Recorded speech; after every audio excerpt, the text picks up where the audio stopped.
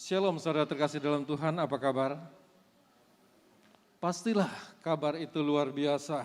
Kembali sering saya sampaikan, setiap anak-anak Tuhan yang sering datang ke gereja tidak biasa di luar-luar yang negatif. Amin. Pasti ada hasilnya, ada luar biasa. Pada pagi hari ini kita lihat Natal jam 8 ini sepertinya kurang.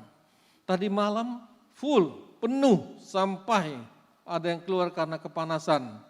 Puji Tuhan, kebetulan pemiliknya ada saat sekarang. Kita juga janji, kalau dana kita sudah keluar, kita akan memperbaiki gedung ini sebaik-baiknya. Amin. Kita beri kemuliaan pada Tuhan. Supaya kenyamanan itu adalah janji Tuhan dalam kehidupan kita. Damai sejahtera itu adalah janji Tuhan dalam kehidupan kita. Dan itu adalah iman kita. Tanpa iman kita tidak dibenarkan oleh Allah. Padahal saudara terkasih dalam Tuhan, saya sudah cek. Satu hari sebelumnya saya cek, Tuhan saya mau meminta. Berapa persenkah jemaat yang ada di GBI Sariwangi yang beribadah? Tuhan menjawab, hanya 60%.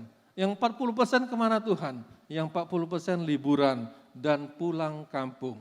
Mudah saudara cara ngeceknya. Tuhan beri saya hikmat. Kamu coba. Tuhan tidak panggil saya Pak Afu ya. Coba kamu Afu. WA dalam 10 orang. Dan buktikan, benar saudara.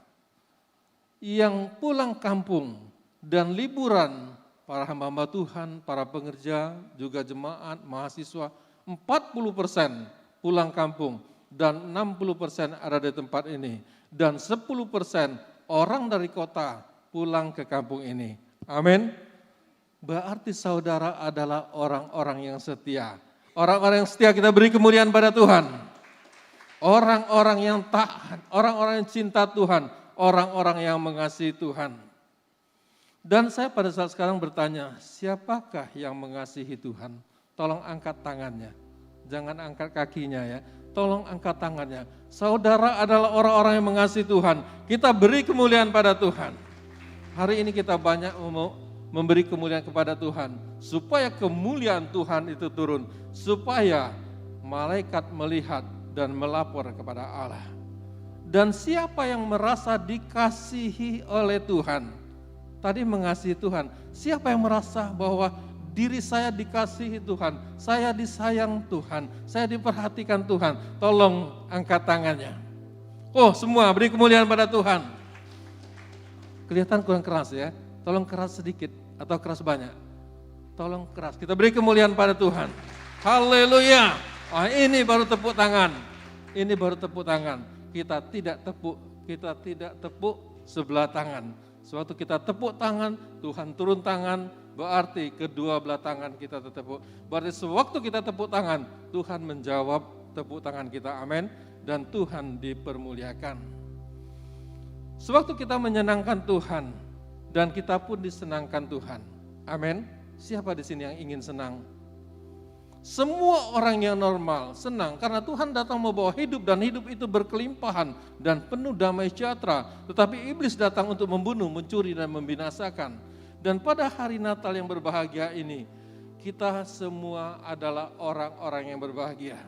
Saya mengucapkan selamat Natal dari keluarga, dari GBI Rayon 13 kepada jemaat Tuhan yang ada di tempat ini, kepada seluruh semua kita di tempat ini. Jemaat Tuhan dalam bulan ini saya selalu Tuhan renungkan. Di atas batu karang ini akan kukudirikan jemaat yang kokoh, yang tidak akan terombang-ambing oleh badai topan apapun juga yang melanda kehidupan kita. Amin. Jemaat yang kuat, jemaat yang kokoh, itu dibangun oleh Tuhan, yang disampaikan Tuhan kepada Petrus. Kita sudah tahu dan sering mendengar hal itu. Jadi tema Natal kita adalah Yesus pembawa pengharapan baru. Oh, sepertinya enak sekali ya mendengarnya. Yesus pembawa pengharapan baru. Yesus membawa pengharapan baru dalam kehidupan kita. Tinggal kita mau dak, Tuhan sudah bawa dan kita terima artinya. Yang mau angkat tangan. Yang mau beri kemuliaan pada Tuhan. Oh, haleluya. Kita semua mau. Karena kita semua manusia, makhluk sosial, kita manusia yang normal. Kita mempunyai pengharapan yang banyak yang nanti kita akan sampaikan Sewaktu kita masih punya pengharapan, berarti kita ada harapan. Pengharapan kita adalah Yesus adalah segala-galanya. Tema Natal pada hari ini terambil dari pusat dari Gatsu tentang bagaimana dari Kolose 1 ayat 27. Kita sama-sama baca ya, saya akan baca sampai dari awal sampai akhir ibadah kita. Saudara juga membacanya, nah di layar atau di TV itu sangat-sangat jelas. Amin. Terambil dari Kolose 1:27, sama-sama kita baca. Kepada mereka Allah memberitahukan betapa kaya dan mulianya rahasia itu di antara bangsa-bangsa lain. Kita adalah bangsa-bangsa lain salah satunya, yaitu Kristus ada di tengah-tengah kamu. Kristus yang adalah pengharapan akan kemuliaan. Katakan amin. Kristus adalah pengharapan akan kemuliaan. Artinya pengharapan pada saat sekarang dan pengharapan yang akan datang. Karena Amsal 25 mengatakan kemuliaan Allah ialah merahasiakan sesuatu. Amin. Tetapi kemuliaan raja-raja menyelidiki segala sesuatu. Kita yang ada di tempat ini adalah raja-raja.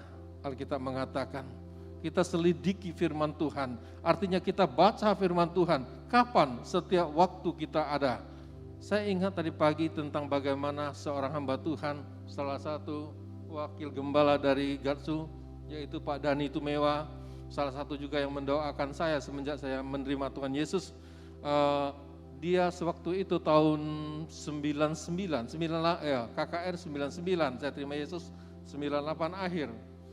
Dia sudah 52 kali ulang membaca Alkitab. Berarti sudah 20 tahun yang lalu. Kalau sekarang mungkin sudah 100 kali lebih. Siapa yang sudah membaca Alkitab 100 kali? Oh, kita beri kemuliaan pada Tuhan. Oh, mungkin bingung ya, siapa yang sudah 100 kali nggak ada ya. Kita lihat tadi, oh mungkin malaikat yang saya lihat. Puji Tuhan. Saudara terkasih, apakah orang benar membaca Alkitab? Ataukah orang tidak benar membaca Alkitab? Mereka sama-sama membaca. Tetapi yang paling terpenting dalam kehidupan kita bukan mendengar, bukan menghafal, bukan ratusan kali, tetapi yang penting kita melakukan akan firman Tuhan itu. Amin. Di hari Natal yang indah ini, di hari Natal yang penuh kebahagiaan ini, tetapi kita harus belajar apa yang ada di dalam saat kelahiran Yesus. Tetapi hari ini kita bisa tahu karena Allah memberitahu kepada kita tentang rahasia itu. Kemuliaan Allah merahasiakan sesuatu. Kita akan tahu apa rahasia Allah dalam kehidupan kita semua. Bahwa Yesus ada di tengah-tengah kamu. Kristus dan pengharapan dan kemuliaan. Kristus adalah harapan dan kemuliaan. Saudara, Natal adalah kabar sukacita. Amin. Siapa yang merasakan Natal adalah kabar yang sukacita? Saya lihat baju saudara, baju-baju baru semua, haleluya, puji Tuhan. Itu semua karena kebaikan Tuhan. Jangan baju baru itu bagus, tetapi hati yang baru, jiwa yang baru, pikiran yang baru, itu penting. Amin. Puji Tuhan punya rumah baru. Saudara, ada juga yang punya rumah baru, baru-baru ini, puji Tuhan. Semua kita diberkati, amin. Dan ada yang senyum-senyum, itulah yang mempunyai rumah baru. Haleluya, kita beri kemuliaan pada Tuhan. Saudara, Natal adalah kabar sukacita. Karena kita semua ada pengharapan akan kemuliaan untuk saat ini dan saat akan datang. Kalau saat ini saja saudara terkasih, kalau Yesus mati, maka sia-sialah kehidupan kita. Tetapi Yesus mati dan bangkit, maka kita adalah orang-orang yang paling beruntung, amin. Karena Yesus hidup, maka kita adalah orang-orang paling beruntung di antara orang-orang yang beruntung. Saya sedikit singkat cerita apa yang disampaikan tentang kelahiran Tuhan. Karena ini setiap Natal disampaikan. Tetapi pada hari ini saya ada sampaikan sesuatu yang beda. Tadi saya terkejut apa yang disampaikan oleh Pak Dr. Ginting, berdoa tentang bagaimana Tuhan Yesus ditolak. Saya buka lagi Pak tentang hal itu. Karena jarang mau buka tentang ini. Cerita tentang kelahiran Yesus tergenapi apa yang dinubuatkan oleh Nabi Yesaya. Nabi yang terbesar. Kita tahu Nabi yang sangat dikenal. Yang banyak menulis kitab di dalam kitab Yesaya. Dan semua nubuatannya hampir terjadi. Saudara terkasih, bukan hampir, semua terjadi, tinggal kedatangan Tuhan yang belum terjadi. Kita baca di Yesaya 9 ayat 5, kembali saya sampaikan, saya baca, saudara pun membacanya. Sebab seorang anak telah lahir untuk kita, katakan untuk kita. Seorang putra telah diberikan untuk kita, katakan untuk kita. Kalau 2 kali firman Tuhan mengatakan untuk kita, tidak ada untuk siapa-siapa lagi. Makhluk lain tidak diberi firman Tuhan, tetapi kita diberi firman Tuhan. Lambang pemerintahan ada di atas bahunya, dan namanya disebutkan orang penasehat ajaib, Allah yang perkasa, Bapa yang kekal, Raja damai. Amin. Di mana kita cek dan saya sampaikan sebelum Tuhan Yesus lahir dan sesudah Tuhan Yesus lahir dan sampai dewasa. Saudara, supaya jangan saudara menangkapnya salah, kembali saya sampaikan, sebelum Yesus lahir dan sesudah Yesus lahir.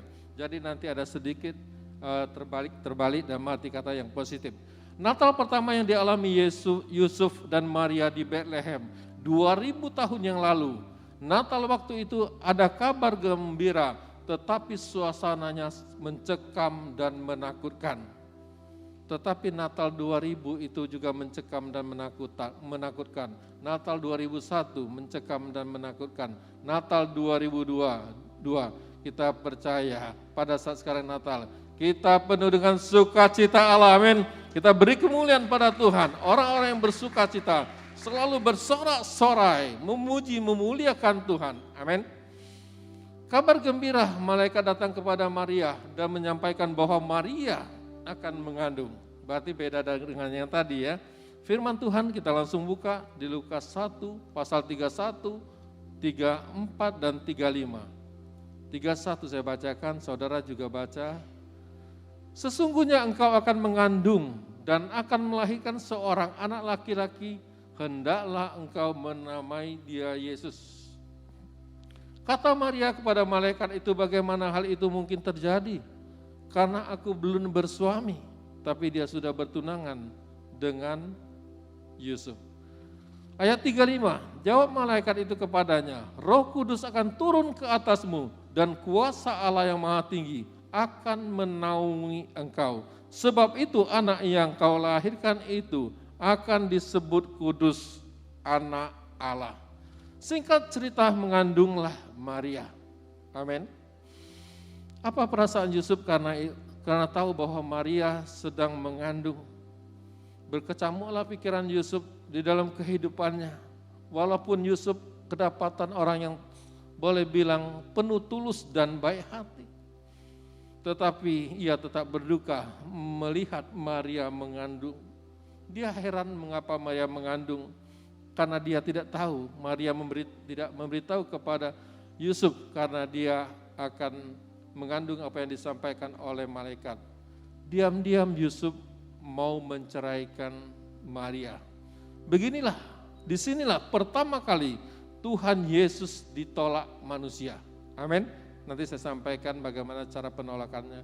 Mulai dari rahim Maria, karena Allah memakai rahim Maria, sehingga firman itu menjadi manusia.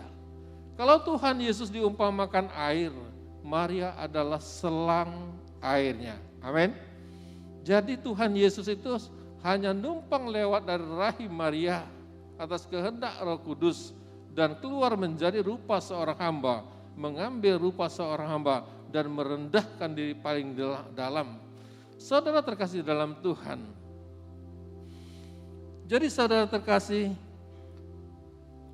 kalau tahu-tahu Yusuf anak Daud ingin menceraikan Maria, tetapi tiba-tiba pada malam harinya Yusuf mendapat mimpi dan melihat malaikat menyampaikan tentang anak yang dikandung Maria adalah dari Roh Kudus, dan itu berarti Yusuf baru tahu. Kita baca sama-sama Matius 1 ayat 19-20. Karena Yusuf suaminya seorang tulus hati dan tidak mau mencemarkan nama istrinya di muka umum, ia bermaksud menceraikannya dengan diam-diam. Tetapi ia mempertimbangkan maksud itu.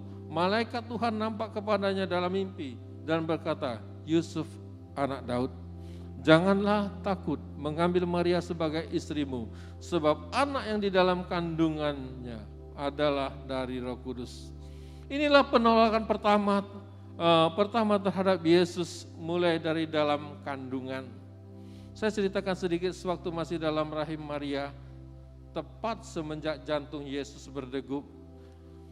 Saudara terkasih, sewaktu janin itu mulai berdegup jantungnya, dia sudah punya perasaan. Sehingga biasa kalau sekarang orang hamil selalu berkata-kata kepada anak-anaknya di dalam, dan itu didengar saudara. Dan penolakan Yusuf sebagai bapak dia waktu itu, tapi kita tahu dari Roh Kudus bukan dari Yusuf. Dia ditolak semenjak ada di rahim ibunya. Penolakan itulah sangat-sangat menyakitkan. Itulah pertama sekali Tuhan Yesus ditolak oleh manusia sampai disalib di kayu salib di Golgota. Padahal dia adalah Allah firman yang menjadi manusia. Kita baca saudara Yohanes 1:9 ayat 12. Demikianlah firman Tuhan. Terang yang sesungguhnya yang telah menerangi setiap orang sedang datang ke dalam dunia. Ia telah ada di dalam dunia dan dunia dijadikan olehnya dan dunia dijadikan olehnya, tetapi dunia tidak mengenalnya. Kalau dunia saja dijadikan olehnya, tetapi orang di dalamnya tidak mengenalnya.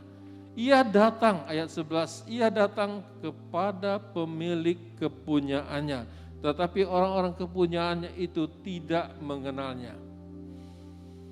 Ayat ini saya simpulkan sebentar karena saya lihat waktunya ada walaupun saya sedikit agak ngebut.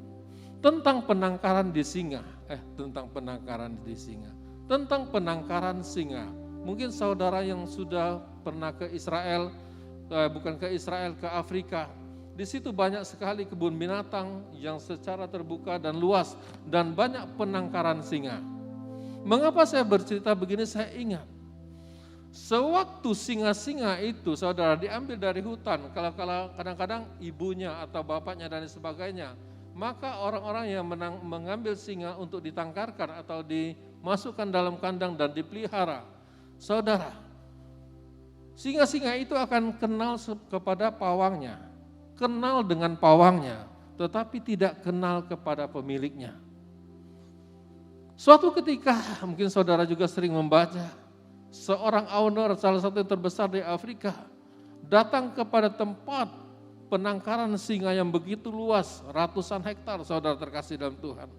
Dia melihat pawang dari singa itu begitu intimnya, begitu dekatnya.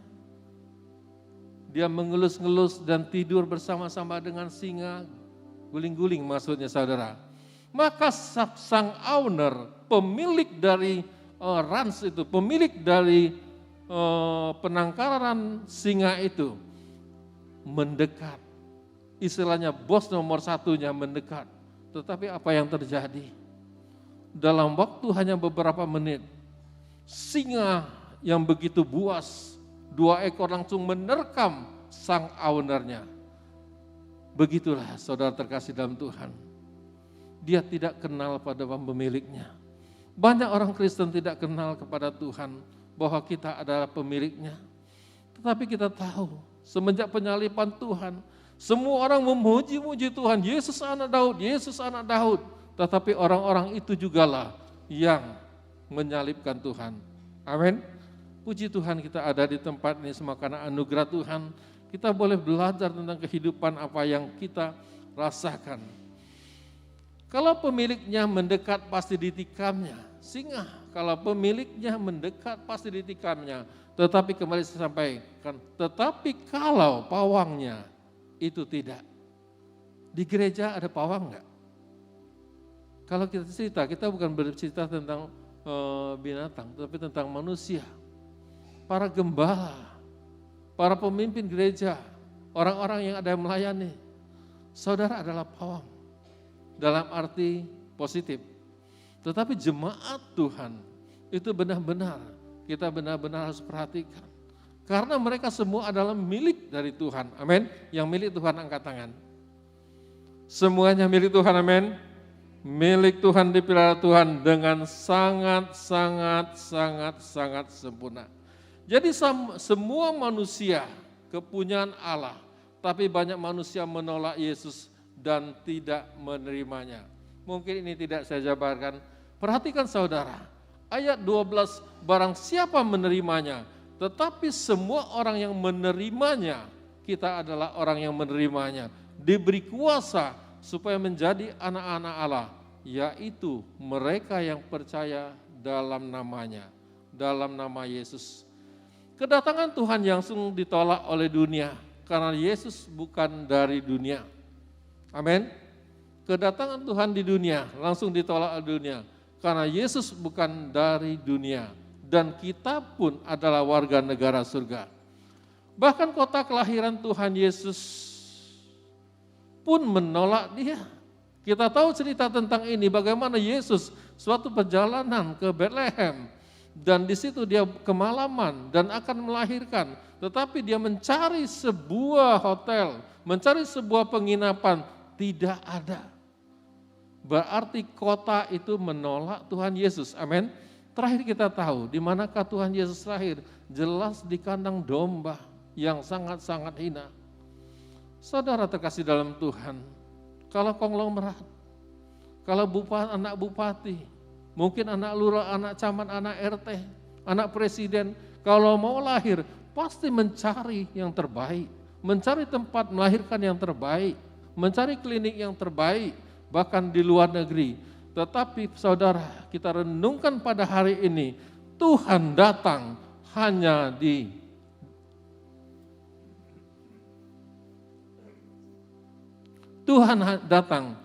di dalam, hanya di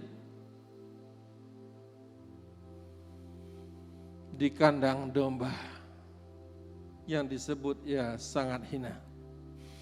Kita baca saudara terkasih dalam Tuhan.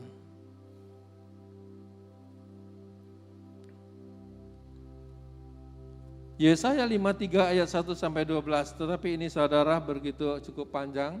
Saudara silakan catat dan baca saja di rumah bagaimana Tuhan Yesus mulai dari lahir sampai dewasa, sampai penyiksaan di kayu salib.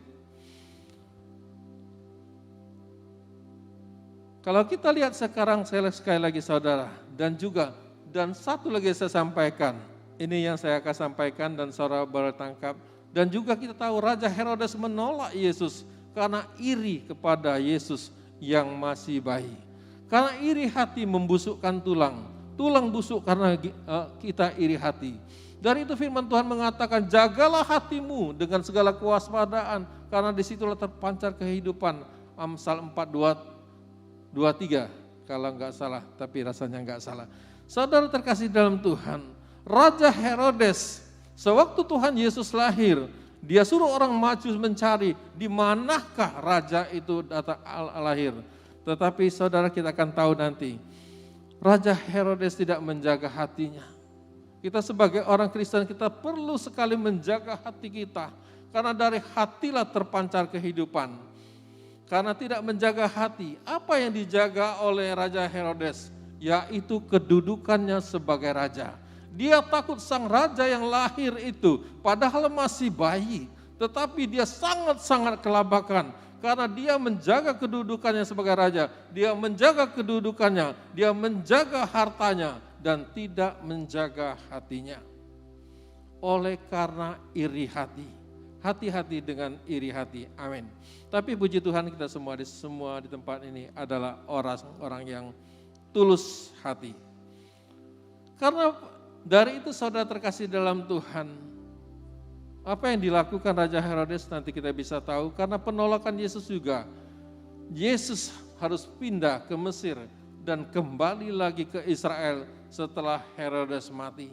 Banyak saya catat tentang penolakan Tuhan Yesus, tetapi saya singkat saudara. Saudara 700 tahun sebelum Tuhan Yesus datang, Nabi Yesaya telah menubuatkan tentang kedatangan Tuhan Yesus. Mulai dari kelahiran Tuhan Yesus sampai kedatangan Tuhan Yesus untuk kedua kalinya. Dan semua nubuatan sudah terjadi, dan hanya satu yang belum terjadi, yaitu kedatangan Tuhan Yesus yang kedua. Dan itu pasti terjadi. Katakan amin. Singkat cerita, suatu orang Majus bertemu dengan Yesus, Mereka memberikan hartanya, yaitu emas, kemenyan, dan mur. Orang kaya yang rendah hati, tahu memberi kepada Tuhan, tapi bagian dia dan tahu bagian Tuhan. Tetapi mereka tidak memberitahu kepada Herodes, karena Herodes sudah memberitahu kepada orang Majus. Tetapi orang Majus tidak memberitahu kepada Herodes bahwa dia telah bertemu dengan Tuhan. Maka saudara terkasih, datanglah malaikat Tuhan berkata kepada orang-orang Majus itu, dan berkata kepada orang Majus, engkau harus pulang dengan lewat jalan lain. Saudara terkasih dalam Tuhan, mungkin kembali kita baca dengan pemberitahuan malaikat dalam mimpi, dan orang-orang Majus itu pulang lewat jalan lain. Nah, ini penting kita catat. Berbicara pulang lewat dengan jalan lain, artinya merubah total perjalanan hidupnya untuk kembali ke kotanya. Perjalanan kehidupan orang Kristen sebelum menjadi Kristen adalah hidup di dalam kegelapan yang paling gelap dan mengerikan, dan tidak ada jaminan untuk masuk surga, dan tidak ada jaminan untuk mengenal Tuhan. Kita bersyukur kalau kita mengenal Tuhan. Ini adalah karena kasih karunia. Kita tidak memikirkan perkara-perkara di bawah, tetapi kita mengejar perkara-perkara di atas, di mana Tuhan ada. Amin. Amsal 6 ayat 33. Untuk itu saudara terkasih, maka orang Kristen yang telah bertemu dengan Tuhan, kembali saya sampaikan, maka orang Kristen yang telah bertemu dengan Tuhan Yesus pasti mengubah cara hidupnya, tinggalkan manusia lama dan menjadi manusia baru, menjadi ciptaan baru, yang lalu telah berlalu, yang baru telah tiba. Kita beri kemuliaan pada Tuhan. Dan punya pengharapan baru. Apa itu pengharapan baru? Hanya saudara dan Tuhan yang tahu. Hanya saudara dan keluarga yang tahu apa yang saudara ingini dalam kehidupan ini. Tapi kita percaya tahun 2023 akan ada jawaban yang terbaik. Mengapa? Tuhan Yesus menderita semenjak dalam rahim Maria sampai di kayu salib. Ini penyebabnya, ini penyebab yang paling kita penting. Ia mau menanggung dosa kita dengan keseluruhan hidupnya. Bayangkan, apakah saudara di tempat ini ingin melayani Tuhan dengan keseluruhan hidup saudara? Saudara sendiri yang tahu. Dan menghapus dosa-dosa kita, karena dosa kitalah Ia mau menderita dan menebus dosa kita, dan darahnya bahkan dengan setiap menit hidupnya. Ini saya ulang dengan cepat. Ia mau menanggung dosa kita dengan seluruh kehidupannya dan menghapus semua dosa-dosa kita, dosa kecil atau dosa besar. Karena dosa lah Ia menderita dan menebus dosa kita dengan darahnya yang sangat mahal. Mengapa? Sedikit lagi saudara, persis waktunya. 1 menit, 1 minute. Yohanes 3 ayat 16, karena begitu besar kasih Allah akan dunia ini, sehingga Ia telah mengaruniakan anaknya yang tunggal, supaya setiap orang yang percaya kepadanya tidak binasa, melainkan beroleh kehidupan yang kekal. Siapakah yang menerima kehidupan yang kekal? Saudara yang hadir pada saat sekarang akan menerima hidup yang kekal dan akan menerima mahkota yang diberikan kepada Tuhan. Apa yang saudara perbuat, itu saudara akan menerimanya. Apa yang saudara tabur, itu yang akan dituai. Amin. Selagi kita masih ada kesempatan, sewaktu kita masih bisa mendengarkan kebenaran firman Tuhan, kita percaya, lakukanlah yang terbaik. Karena kita sudah tahu yang terbaik, tapi kalau kita tidak melakukan yang terbaik, berarti kita tidak mengenal Allah. Saudara terkasih, dan kita semua nantinya akan ada di Yerusalem baru, yang turun dari surga, bumi baru, langit baru. Kalau saya membaca tentang ini, bumi baru, langit baru, Yerusalem baru, oh Tuhan, ada lagunya ya, Des, kita rindu datang ke Yerusalem. Oh, Yerusalem. Tapi suara saya terlalu merdu, enggak usah ya. Karena sesuai dengan tema Natal kita pada hari ini, Yesus pembawa pengharapan baru. Maka kita yang telah menerima Yesus, wajib kita menyampaikan kabar tentang keselamatan ini. Karena keselamatan hanya ada pada Yesus. Sekali lagi, baik pengharapan di dunia ini maupun pengharapan yang akan datang. Saudara, yaitu dari kemuliaan sampai kemuliaan, karena dialah pengharapan kita. Kita beri kemuliaan pada Tuhan. Dan saudara, duduk dengan tenang dan renungkan apa yang saya sampaikan pada saat sekarang sebelum kita tutup. Saya akan membacanya perlahan-lahan dan saya akan mengingatkan secara perlahan-lahan. Roma 15 ayat 13, semoga Allah sumber pengharapan memenuhi kamu dengan segala sukacita dan damai sejahtera iman kamu, supaya oleh kekuatan Roh Kudus kamu berlimpah-limpah dalam pengharapan. Sekarang sekali lagi kita masih ada di dunia ini, pastilah semua kita punya pengharapan. Amin. Kita punya kesempatan, kita punya pengharapan. Saya akan berdoa untuk saudara tentang semua ini. Saudara terkasih dalam Tuhan, apa itu pengharapan-pengharapan yang kita inginkan di tahun 2023? Kita tahu, menurut prediksi, dunia akan mengalami resesi. Tetapi kita anak-anak Tuhan akan mengalami resepsi. Katakan resepsi. Amin. Oh, enggak ada yang amin. Amin. Kalau kita bilang amin, berarti kita ya Tuhan, yes Tuhan. Dari itu kita percaya semua anak-anak Tuhan akan mengalami resepsi. Amin. Karena itu adalah janji-janji Tuhan. Bagaimana cara meraih janji Tuhan? Minta kepada Tuhan, ingatkan Tuhan, bukan Tuhan pelupa di dalam doamu, di dalam waktumu, di dalam apa yang engkau kerjakan. Mazmur 27 ayat 10 demikian firman Tuhan, sekalipun ayahku dan ibuku meninggalkan aku, namun Tuhan menyambut aku. Ini kita tahu tentang Daud. Pertama, apakah engkau tertolak dengan orang tuamu atau keluargamu? Bila ada di tempat ini, saudara bisa merasakan anak-anak yang tertolak biasanya mempunyai sifat dan karakter yang berbeda. Tetapi kita percaya saudara dan Tuhanlah yang tahunya. Yang kedua, apakah saudara terluka dalam belum bisa mengampuni?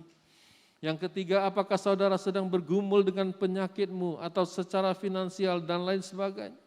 Atau bergumul dalam usaha dan pekerjaanmu, bergumul tentang apapun juga yang belum tercapai. Dan kita tahu ini adalah tahun pengharapan baru, yang belum tercapai, pasti tercapai, amin. Kita punya iman pengharapan dan kasih, itu bergandengan. Kita harus punya iman, kita harus punya pengharapan, tetapi kuncinya adalah kasih, maka akan muncul iman dan muncul pengharapan. Yang keenam, bergumul dalam sekolah dan kuliahmu. Untuk itu saudara, saya undang saudara untuk dapat bangkit, WL Singer, pemusik boleh maju. Mari kita bangkit dari semua keterpurukan, mari kita bangkit dari semua kesedihan, mari kita bangkit dari semua kedukaan, mari kita bangkit dari kesemua hal-hal yang tidak enak dalam kehidupan kita. Dan kita percaya masuk ke dalam tahun 2023. Orang dunia mengatakan resesi, tetapi orang anak-anak Tuhan mengatakan resepsi ada di dalam kehidupan kita. Amin.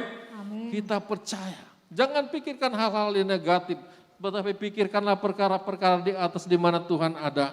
Di situ kita akan menjadi orang-orang yang bersemangat. Sekali lagi, mari saya undang saudara untuk dapat bangkit berdiri. Hari ini semua terjawab asal saudara bertindak dan percaya sungguh. Katakan haleluya. Kita beri kemuliaan pada Tuhan. Maka bangkitlah dan jadilah pemenang untuk masuk ke tahun 2023. Walaupun orang dunia, sekali lagi saya mengatakan 3 kali, tahun 2023 tahun resesi, tetapi anak-anak Tuhan tahun 2023 adalah tahun resepsi, sebab iman kita mengalahkan dunia. 1 Yohanes ayat 5 dan 4, sebab semua yang lahir dari Allah, bukankah saudara semua adalah yang lahir dari Allah, mengalahkan dunia. Dan inilah kemenangan yang mengalahkan dunia, yaitu iman kita. Dan semua anak Tuhan pasti mengalami tahun resepsi, karena Tuhan datang ke dunia membawa hidup, dan hidup itu berkelimpahan. Karena Natal membawa sukacita yang besar, dan kita percaya masuk ke dalam pengharapan yang baru.